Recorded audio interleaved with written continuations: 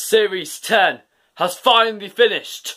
And boy, what an episode. What a final episode to conclude the series to a perfect end. And we have so much to talk about, especially that amazing cliffhanger at the end with David Bradley playing the first Doctor. Oh my word, Christmas is going to be ace. But enjoy my final review of Doctor Who Series 10, The Doctor Falls. And I can tell you, it's going to be a great one. So, sit back and enjoy my final review of Doctor Who Series 10. Let's begin.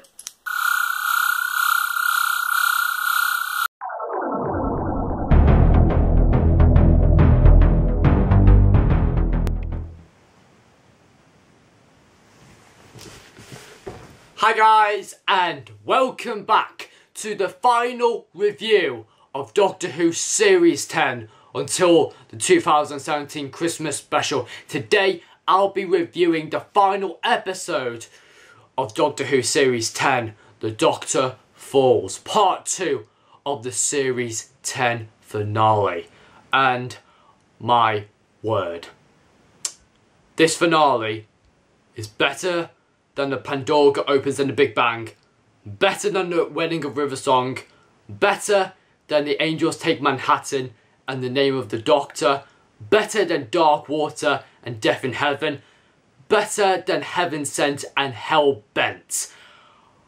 This episode, as well as with World Enough in Time as an entire finale, is truly my favourite finale from the Moffat era. My word, Moffat has done it. For a moment I thought Moffat was going to go downhill until, which we'll talk about a bit later on, but my word, Moffat has finally done it. He's finally done it again. Much better than Hellbent itself.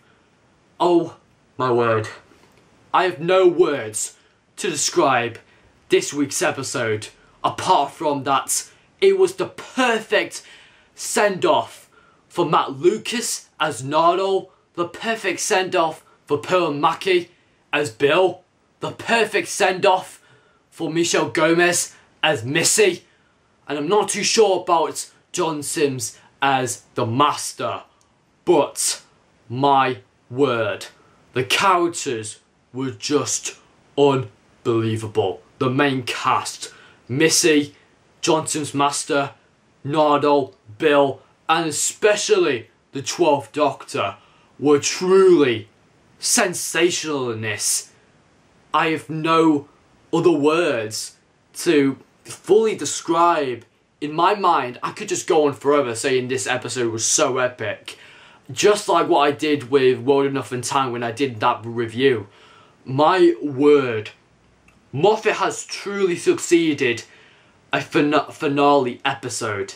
He's finally done it. He's finally redeemed himself.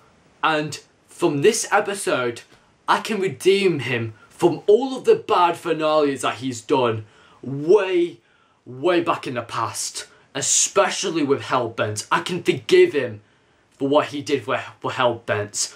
Because this finale truly says itself.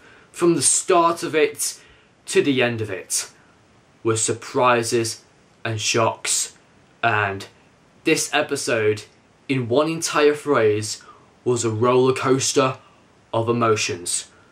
I cried, I was so surprised, and I was shocked at times, and I was just stunned in awe and wonder of how amazing this episode played out.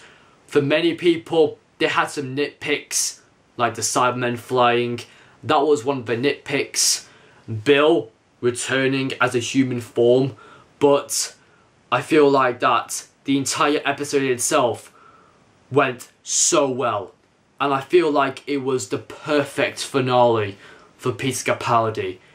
The synopsis did say it was time for the Doctor's final battle. And I think it just truly delivered one epic final battle for Peter Capaldi as the Doctor. There was no easy way out for the Doctor. he had to make it difficult for himself. He fought to the end until they killed him, and we all thought he was going to die in the end. We thought he was going to regenerate like multiple times. There was many regeneration scenes, and especially the end when he said, "I will not change."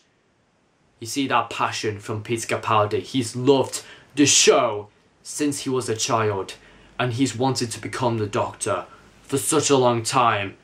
And I saw that passion through Peter Capaldi, and his Doctor was so phenomenal. Again, one of his best performances as the Doctor, and my word, he did an amazing, beautiful speech at the end. Again, this episode for me worked extremely well.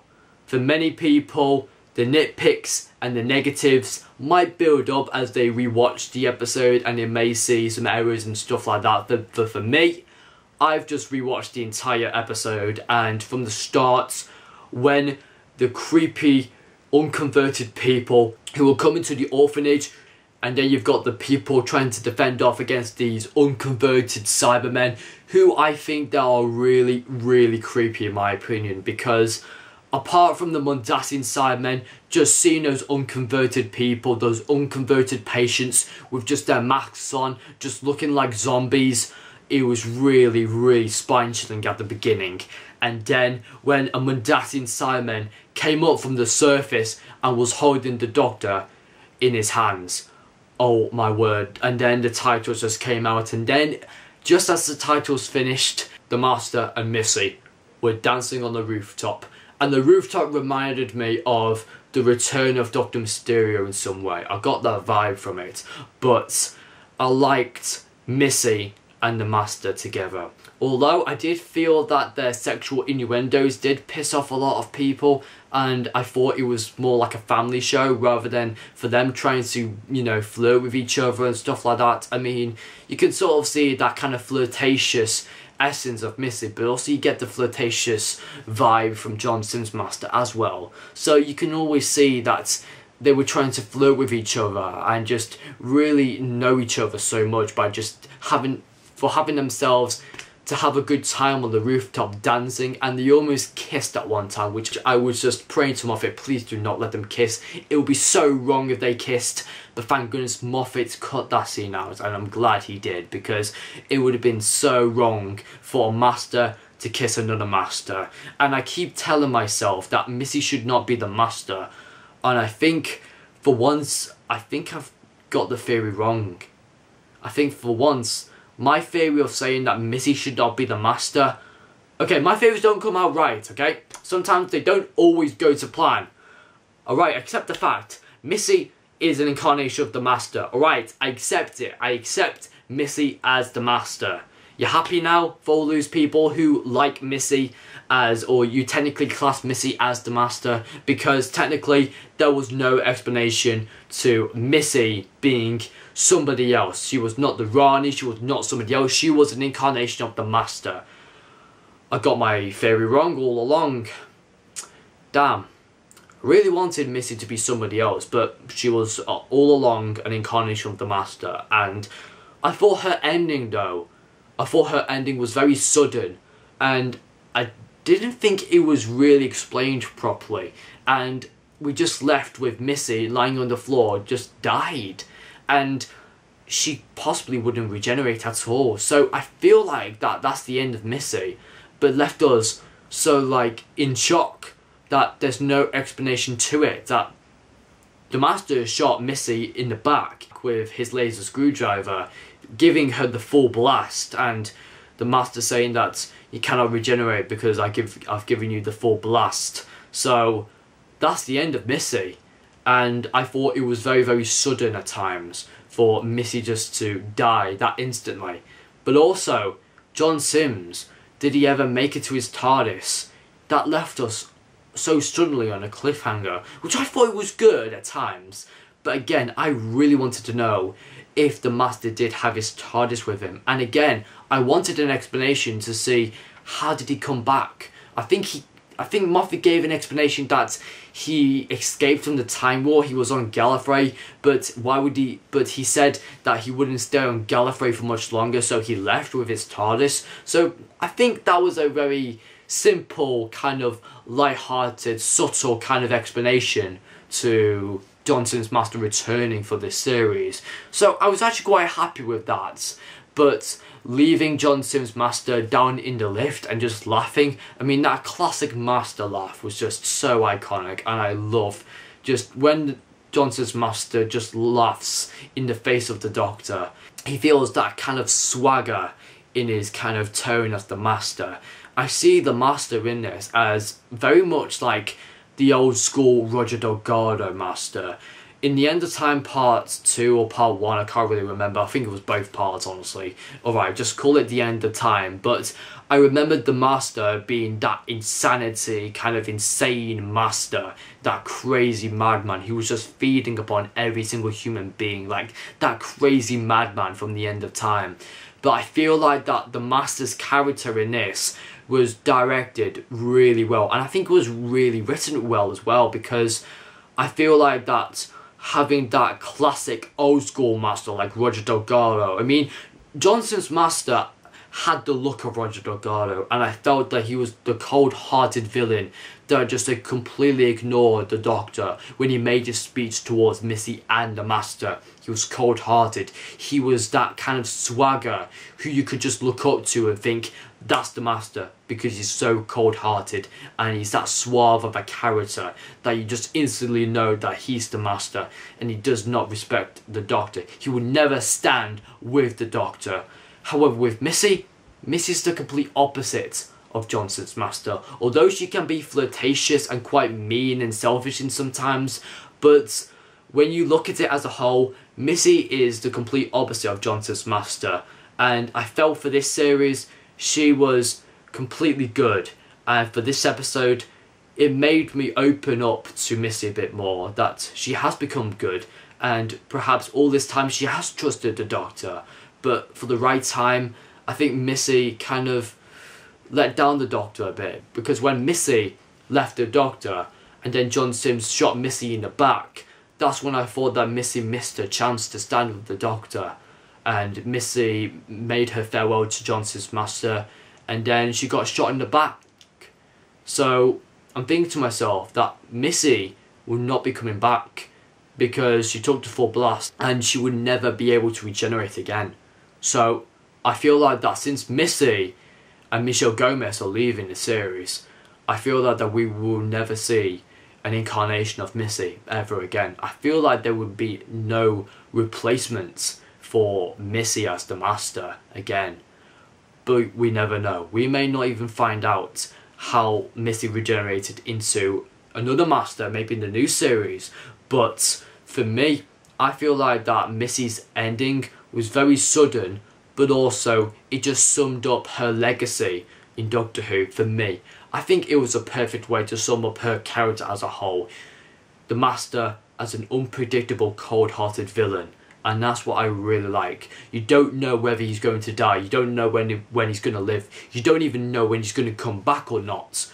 And that is so unpredictable as the Master. And so I thought that John Sims' Master was so well executed, and I thought Missy was well executed as well. I think both of them together worked extremely well. I liked the kind of flirtatious kind of banter with themselves. But when it came to more kind of the sexual innuendo kind of thing, that's when I felt that Moffat needs to lay down on, you know, the sexual content. But I felt that kind of honest relationship between the two Masters, Missy and John Sims' Master, I felt they really got along really well. And the one scene I really liked where the Doctor said, knock yourself out, and then Missy knocked out John Sims' Master, I thought that since they both are the same character and they're just different incarnations, you could sort of see that Missy has one mind of her mind, but also you've got John Sims' Master with like his mind as well. So you could sort of see that when the Doctor said knock yourself out, Missy just instantly knocked out John Sims' Master.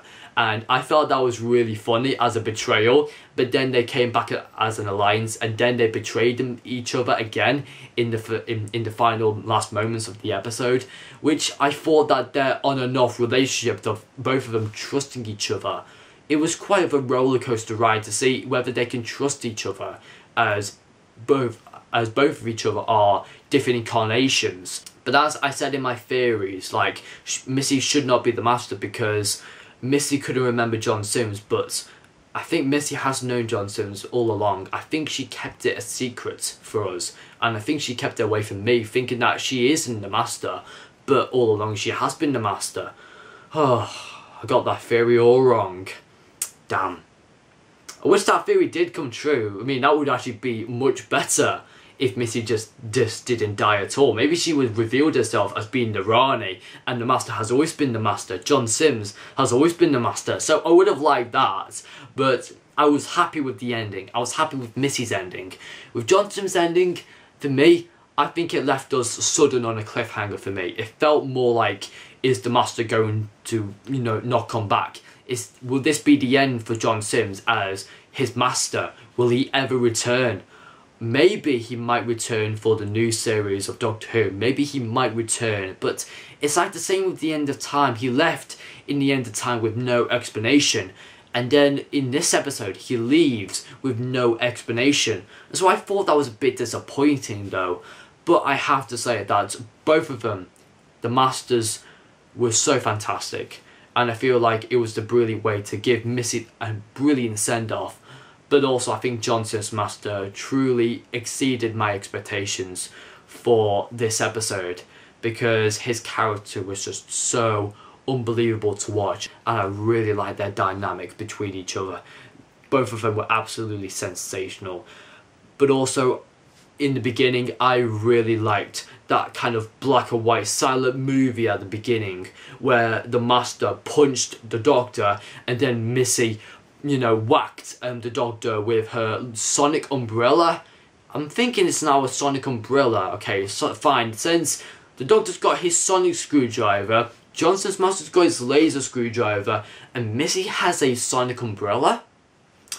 It's a new one on me. But when Missy whacked the Doctor with her sonic umbrella, that's when it became true that I really liked that silent movie, because it really reminded me of like the black and white kind of days. I mean, we haven't seen the master in the black and white kind of television, but it reminded me of a silent movie, like no speaking whatsoever. It was merely like a silent movie, but you had that John Sims' master kind of voice in it, just like that laughing. And then you saw Nardole trying to escape, and he was thinking of, should I leave the Doctor?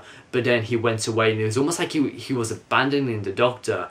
And then the Doctor did some little bit with the computer systems and updated like the cyber network and the cybernets. Yes, I've mixed up Cybermen, but also with the internet, cybernet, if you know what I mean. But I really liked how he changed how the tracking for the Cybermen, how they tracked down the human beings, the human life signs on Mondas.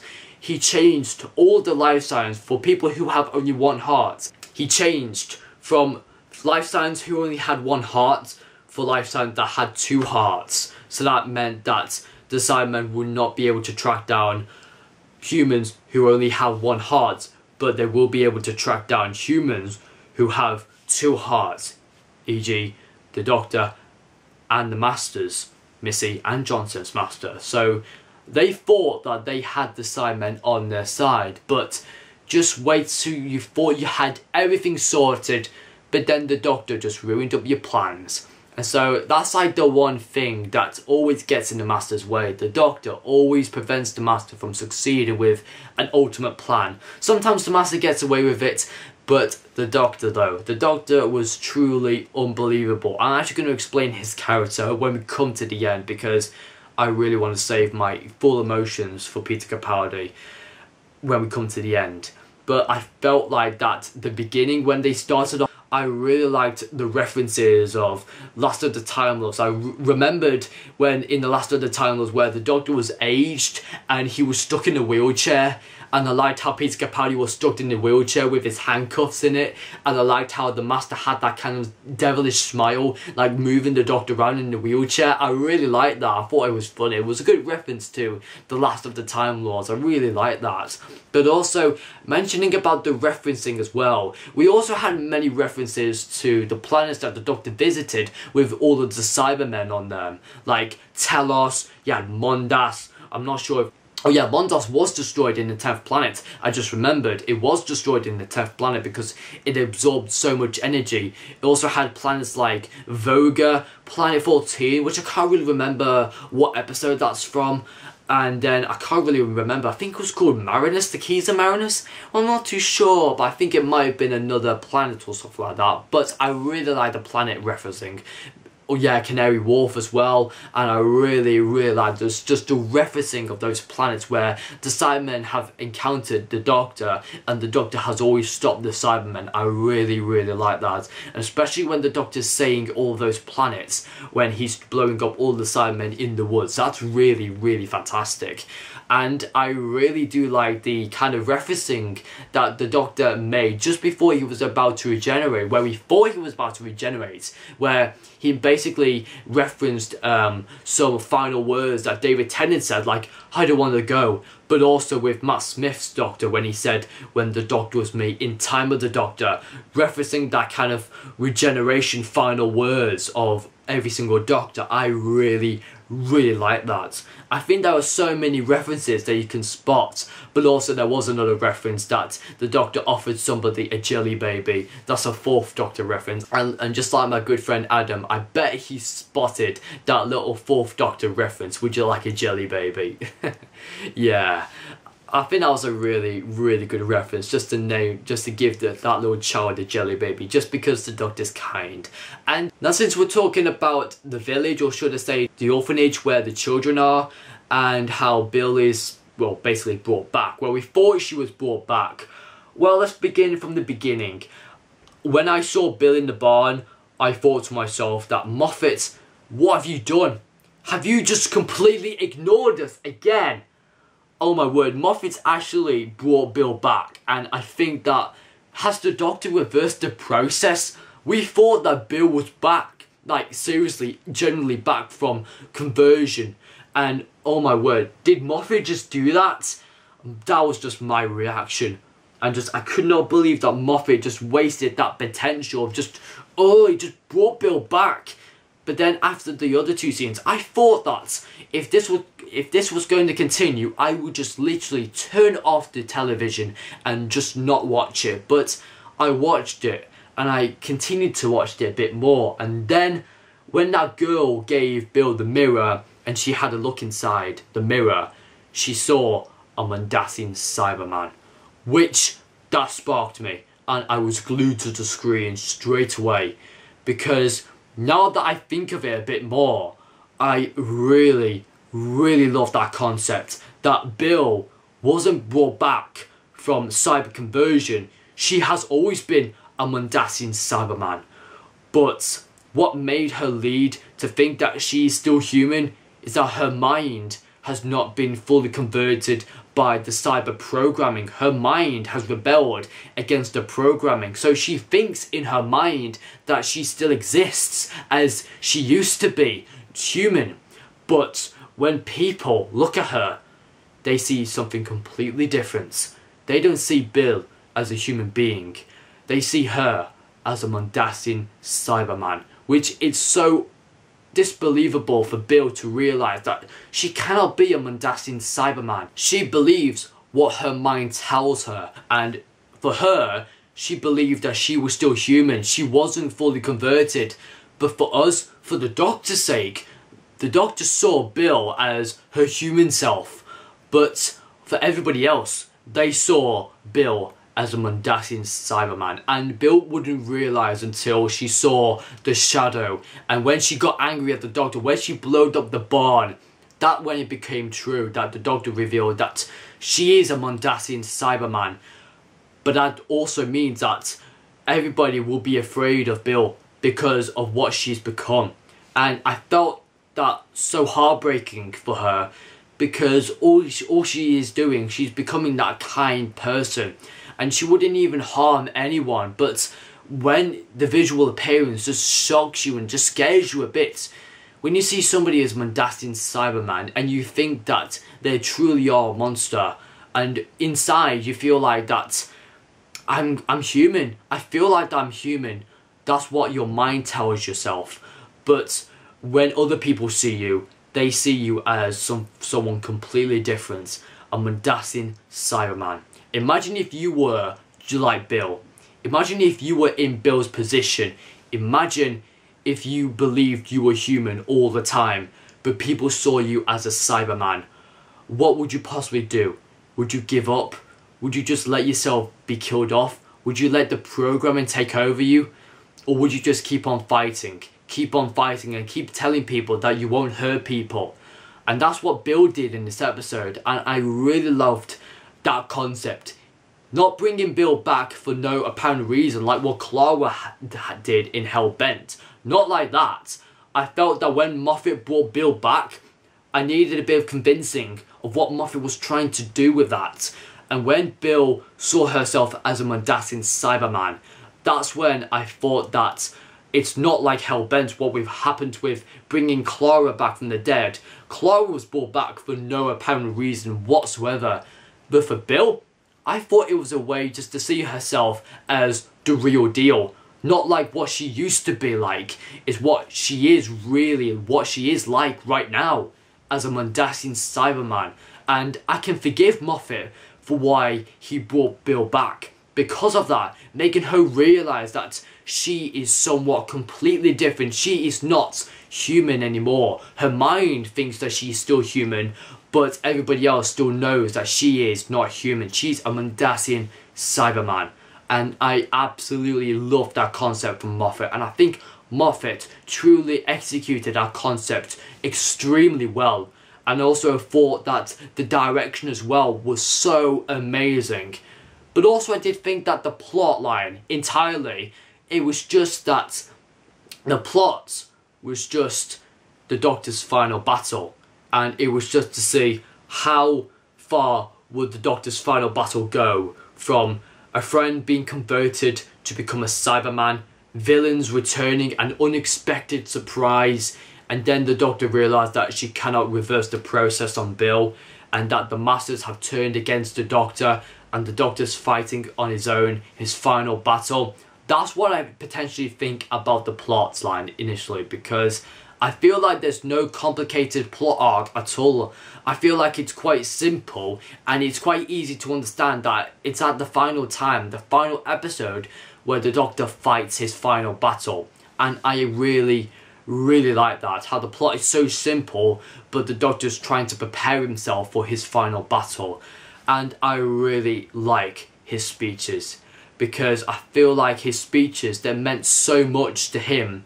And the one speech which I truly adored from Peter Capaldi was that speech where Missy and Johnson's master were going to walk away from the Doctor, and then the Doctor was shouting at the top of his voice, "No!" And then the speech came in. It's like, winning?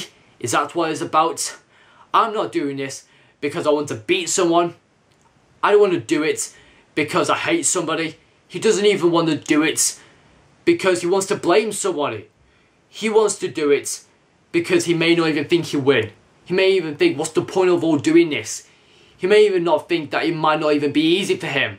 He does it because it's right. And there's no easy way out. There's no reset button for the Doctor to do. Like for every single episode, there has to be some genius way that the Doctor could just press a big fat reset button for every single episode and just think that, oh yes, the Doctor's done it, let's all go home and have some tea. That's probably what everybody thinks nowadays, that every single plot should play out. But no, the Doctor takes it the hard way. And I truly love this. And many people will be criticising on me. You'll probably be disagreeing with me on this episode that it was a complete mess. However, you can brag about how I'm always wrong, and for once, I'm truly hating myself for doing this, but for once, I'm actually defending Moffat, because Moffat has truly done something spectacular. You could probably disagree with me, fair enough, I'll respect your opinions. But for once, there was no easy way out for the Doctor. And for a final episode, you wouldn't expect the Doctor to do something so easy. But the Doctor fought his hardest because it was kind for him to do it. He will fight until he dies, until it kills him. All he wanted was the Master and Missy to stand by his side, just for once. And he said this: just be kind to Johnson's Master. For a Master who's always been that devilish cold-hearted villain. The Doctor delivers that speech. Just shows how of an amazing Doctor he is. All the speeches that the Doctor's made throughout his era, throughout the 12th Doctor's era, Peter Capaldi's era, throughout all of his era, his speeches have been defining, and they've always had a meaning of life, in my opinion. And truly that speech just truly says it all. The Doctor's fighting his final battle. He doesn't really want to do it because he might not win. He might not even think it's easy or hard enough. He's doing it because it's right, because it's decent, and it's just kind.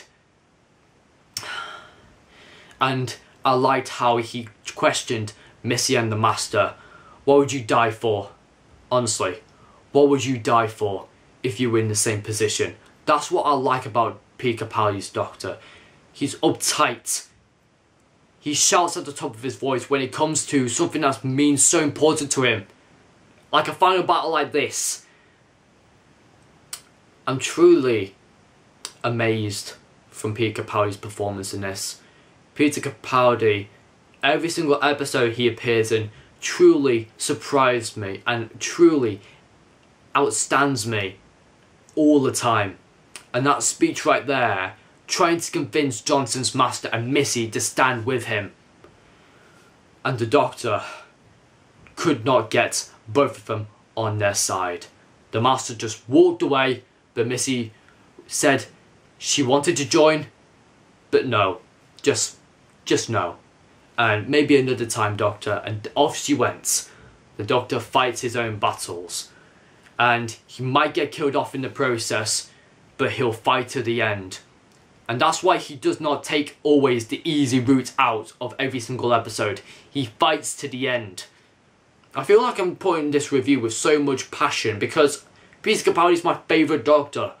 And when you have a favourite Doctor who's about to die, how personal would it get for you if your favourite Doctor was about to die, huh? You may be thinking I could be talking nonsense. But a final episode when you think the Doctor was about to die, when he's your favourite Doctor, imagine for every single Matt Smith fan who was crying at that moment for that final episode where he regenerated in time with the Doctor. How many people cried at that moment? I cried because I liked his Doctor, but he wasn't my favourite. But now when it comes to Peter Capaldi, for a Doctor who I've truly loved since the beginning, you may be truly thinking that you're just talking nonsense. But for the moment, when you're talking about a Doctor who's your favourite Doctor and you don't want them to die, that's when it becomes that personal. And that's why everybody fights their own fight, fights their own battle. And that's what I'm doing. I'm trying to convince fans that all the time you could be blaming that Peter Capaldi has had a terrible era as the Doctor because of all the terrible writing that Stephen Moffat has given him throughout all of the series, from series 8, from series 9, from series 10. You can brag on so much about Peter Capaldi as that kind of person who's not had the brilliant era, but I think throughout his entire era he's been so successful as the Doctor. And for me, I've seen that every single performance he does, he gives it his all, and that in this episode he truly passes my high expectations. He truly just impresses me a lot. And I really cried when he was shouting at the top of his voice, where he was shouting, "I do not want to change. I will not change." The Doctor's fighting for his regeneration. He does not want to go. He does not want to be somebody else. That's the true passion from Peter Capaldi. that passion of he does not want to go, he does not want to change. Every single doctor does not want to change. But every single time, when you think the doctor's about to die, then an amazing cliffhanger turns out from nowhere. And, oh my word, when we thought the doctor was about to change in the snowy environment, then a voice appeared. We think to ourselves, who could it be? And then when I heard that kind of William Hartnell impression, and it was like, oh, no, not I'm the doctor. I'm not a doctor. I am the doctor. And I saw the kind of black clothing and that white scarf in the background and that top hats of William Hartnell's. It was the First Doctor, played by the same actor who played William Hartnell in Adventure in Time and Space, David Bradley. Oh my word. What can I say about that cliffhanger but holy shit! Oh my word, I was gagging at the screen like, oh my word, it's David Bradley as the First Doctor, and he's returning in the Christmas special with Peter Capaldi. What a match made in heaven that will be. I bet it will be like a recreation, like the 10th Planet, but I am not 100% sure if that is completely true. But holy fuck, it is David Bradley as the First Doctor. Apologies for my swearing, but in a moment like that, like a cliffhanger like that, you cannot show any more emotion like that. Oh my word. David Bradley as the First Doctor returning for the 2017 Christmas special. The Christmas special is going to be absolutely ace of an episode, but the preview will not be available until December time, which will hopefully be waiting until the 2017 Christmas special. But as a whole, this episode itself truly just showed how the Doctor fights his battles. For his final episode, he dies with honour, and for that moment when Bill cried and it landed on the Doctor's forehead, that made the Doctor regenerate. And then you had all of the memories of every single companion that the Doctor had throughout the new series, like Sarah Jane, Clara, River, Amy, Rose, Moffat, Donna. All those other companions just came up in the Doctor's memories, especially with Bill and Noel as well, just saying Doctor, Doctor. It's like a reference to the 4th Doctor's Logopolis regeneration scene, and I really like that. And I like that little quote that the Doctor always said to Bill, but also Bill said it to the Doctor as well: when there's tears, there's hope. And also another quote which I have to say as well: who I am is where I stand, but where I stand is where I fall. What more could you say about these quotes? These quotes can mean so much, and I felt like that Peter Capaldi, when he truly plays the Doctor, he plays out with his heart. There's no lousy work from the Doctor. Peter Capaldi plays with his heart out, and I can see that passion from Peter Capaldi, not regenerating, not giving up the fights in this episode, which I think that Peter Capaldi as the Doctor in this episode, I give him a 10 out of 10, even beyond a 12 out of 10 rating for me. Honestly, I could go on and on about Peter Capaldi as the Doctor, but for this episode, my word, fighting against the Cybermen, blowing them up, and I thought that the explosion scenes were just so amazing, and I felt that the scene where the Doctor was about to regenerate and then he exploded the entire environment of where the Cybermen were coming out from their hiding spots, completely blew up the entire environment and completely blew himself up. And I felt to myself that the Doctor's just sacrificed himself for the biggest and biggest consequences of his life. And oh my word, when he was lying in that pit of all that gravel. It was such a black, kind of greyish, kind of dull kind of environment. It felt like the Daleks' master plan, episode 12, where you had that kind of sandy environment, and it felt almost like a black and white television kind of scenery of when that Mondasian Cyberman, which is Bill in the end, goes down to the Doctor and cries and sobs her eyes out. And when you think that she's a Mondasian Cyberman who cries when there's tears, there's hope. And in the end, Heather from the pilot returns just to collect Bill. And I thought to myself, that was Bill brought back as a human being? I mean, we saw that Bill was brought back as a human, but also we saw the Mondasian Cyberman, who Bill was, completely die on the floor. So does that mean has Stephen Moffat reversed the process? Or is Bill not human? Perhaps Bill has become what Heather has become like. And I felt like that when Heather took Bill and the Doctor back to the TARDIS, how did Heather fly the TARDIS initially? Because she was the pilot, and the pilot was the name of the first episode of Series 10. So, another reference. Again, references just keep piling up in this episode, and I felt that the ending for Bill was absolutely amazing. And especially, I felt that the ending just suited Bill, and her companion Essen just suited in her fashion, in her way of how she would like to end her companion in Doctor Who. And I felt the ending for her was just done in a suitable fashion, that it was just done so well. Although I wouldn't class her as human, I would class her what is Heather like, and what her species is and stuff like that. She reminds me of the Flood initially, but does that mean that Bill is the Flood now? I'm not too sure. But honestly, this episode itself had so many emotional farewells. It was a roller coaster of emotions.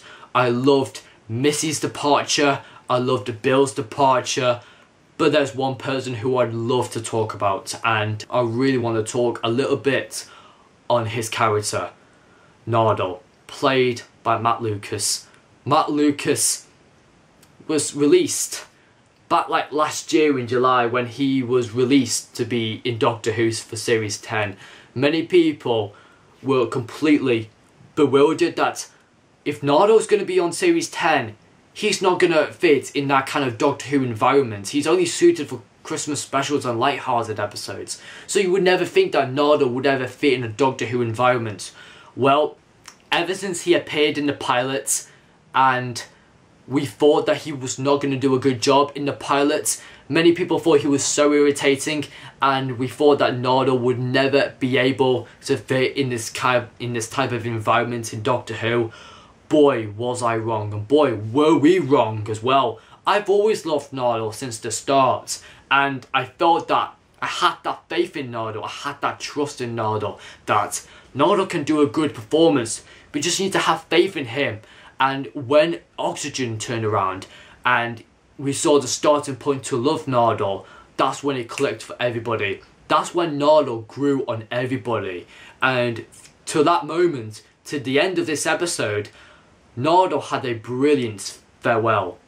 And I felt his ending just left him so in a great way. It made him so heroic, but also it made him so independent, because I also felt that throughout this episode he felt like he was the Doctor in his own way. I like that independence, I like that heroicness, and also Nardole did get a relationship on through one of the owners of the orphanage, which I actually quite liked. I mean, come on, Nardole getting a bit of affection is always nice in a while. And Nardole as a character has surprised me throughout the entire series. Never in a million years would we think that a Nardole would fit in a Doctor Who environment, and never would we think that Nardole would be a fantastic, brilliant companion to the Doctor Who crew. Boy, were we wrong, and boy, were we surprised and shocked of how amazing Nardole has been throughout Series 10. And to be honest, guys, I will miss Nardole. Nardole has been the character who I've had my eye on for such a long time, and I've really loved his performance in every single episode. He's been truly a standalone character, and I think he's always been that interesting to watch. He made the show so lighthearted. He made the entire show so fun and enjoying. He brought that comic relief element. He brought that independent kind of side to his character, but also that heroic and seriousness of telling the Doctor to keep his oath of guarding the vault. And I felt Nardole had a really great duty in Series 10. Although he had a lot of fun and enjoyment, he also had a role, a duty, a role, which I thought that Nardole did such a fantastic role. Nardole, if you're watching this video right now, I absolutely love your character, and I'm not too sure if you would return for Doctor Who, but if you can, that would be brilliant, Nardole. Because Nardole as a character, a rating out of 10, what would I give him? For me, a 10 out of 10. Honestly, Nardole, we will miss you a lot. I will miss Nardole a lot. Because I think when Chris Chibnall takes over, I don't think there'll ever be another character who would deliver the same effect as Nardole did in this series. There is no other character like Nardole who could ever recreate what Nardole had. Nardole, we will miss you so much. But also, I think that really concludes for this review. And for me, my rating for this episode, although there were loads of nitpicks like the Mondasian Cybermen flying, and I think that was my only nitpick, but also as well, I also forgot to mention about the Master, Johnson's Master, didn't get an explanation on why did he leave so suddenly, but also, is Missy still dead, or is she still alive? We still have no idea what's the Master stories now. Will Missy ever regenerate again? Will we see the Master ever again? We have no idea.